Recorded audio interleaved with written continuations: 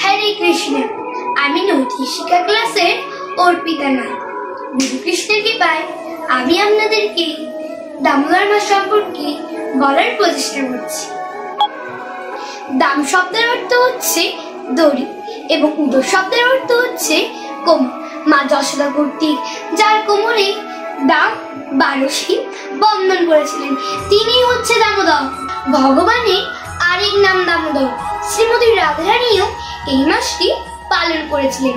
এই মাসটি হচ্ছে খুবই গুরুত্বপূর্ণ মাস। মাসের মধ্যে 3টি মাস হচ্ছে খুবই গুরুত্বপূর্ণ মাস: বৈশাখ মাস, মাঘ মাস ও কার্তিক মাস। কার্তিক বা দামোদর মাস হচ্ছে খুবই শ্রেষ্ঠ। এক মালা জপ করলে 1000 গুণ ফল লাভ করা যায়, আর যদি 16 মালা করি তাহলে 16,000 গুণ ফল লাভ করা যায়। যদি একটি প্রদীপ দেখায় তাহলে সহস্র প্রদীপের গুণ ফল লাভ করা যায়।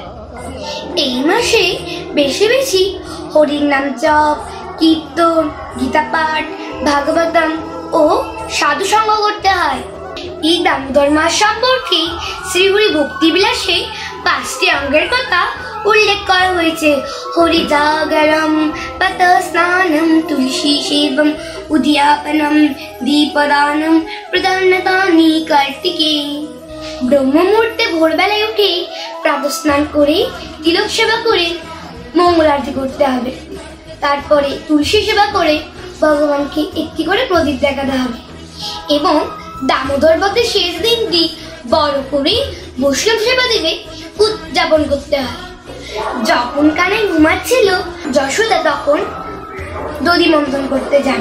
কানাই যখন ঘুম ভাঙলো তখন সে দেখতে পেল তার মা তার পাশে নেই। তখন সে গুটি গুটি পায়ে তার মার কাছে গেল। সে মা মা করে ডাকলো, কিন্তু যশোদা মা তা শুনতে পেল না। তার কানের দুল, হাতের কাঁপুনে যেন করতাল ও মৃদঙ্গের শব্দ হচ্ছিল।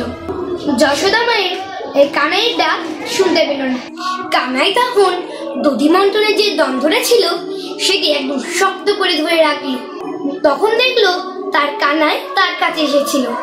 তখন সে আদর করে খুলে নিয়ে তাকে দুগ্ধপান করতে গেল।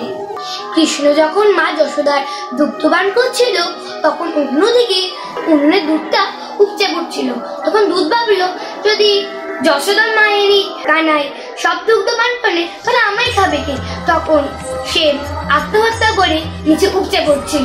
দুধ উতলানোর যখন যশোদা মা আবার শুনতে পেল তখন কানাইকে রেখে তাড়াতাড়ি করে মা যশোদা দৌড়ে তাড়াতাড়ি ছুটে গেল চুলার উনুনটা বন্ধ করতে। তখন এবার তো কানাই রেগে গেল। তখন কানাই পাশের দিকে একটা ঢিল নিয়ে যে মাটির পাত্রটা ছিল, কলসটা ছিল যেখানে যশোদা মা মাখন বানাচ্ছিল তার জন্য, সে রেখে ওটি ভেঙে ফেললো। তখন কানাই গুটি গুটি পায়ে চলে গেল। তার বানর বন্ধুদেরকেও দিল এবং সে নিজেও খেল।